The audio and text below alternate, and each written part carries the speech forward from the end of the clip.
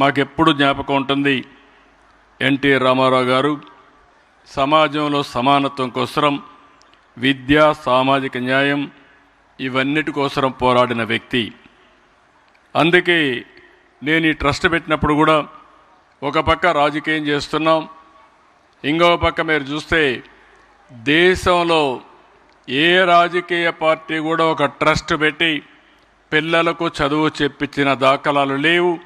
అలాంటి పిల్లలకు చదువు చెప్పించిన ఏకైక పార్టీ, ఏకైక వ్యవస్థ ఎన్టీఆర్ మెమోరియల్ ట్రస్ట్ అని కూడా మీకు తెలియజేస్తున్నా.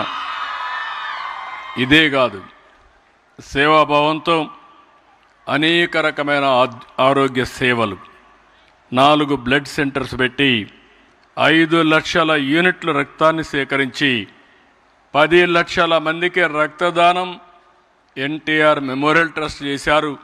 భువనేశ్వర్ గారు ఆధ్వర్యంలో చేశారు. ఇంకో పక్క తలసేమియా బాధితులకు, చిన్నారులకి 273 మందికి ఉచిత రక్త మార్పిడి చేయడమే కాకుండా దీనికోసం ఒక ర్యాలీ కూడా పెట్టి సంఘీభావాన్ని తెలియజేసే పరిస్థితికి వచ్చారు.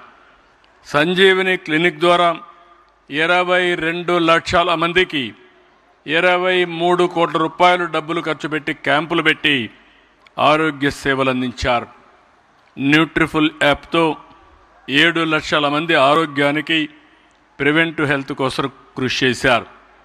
కోవిడ్ సమయంలో 3 ఆక్సిజన్ ప్లాంట్ల ఏర్పాటు చేసి 1 కోటి రూపాయలు ఆర్థిక సహాయం కూడా చేశారు.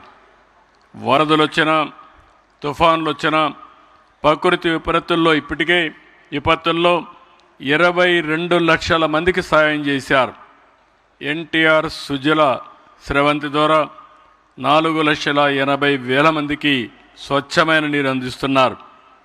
నిన్ననే ఒక వారం కిందం రంపచోడవరం వెళ్ళి ఒక మారుమూల ప్రాంతంలో 1,600 మంది గిరిజనులకు వైద్య సేవలు అందించి వచ్చారు.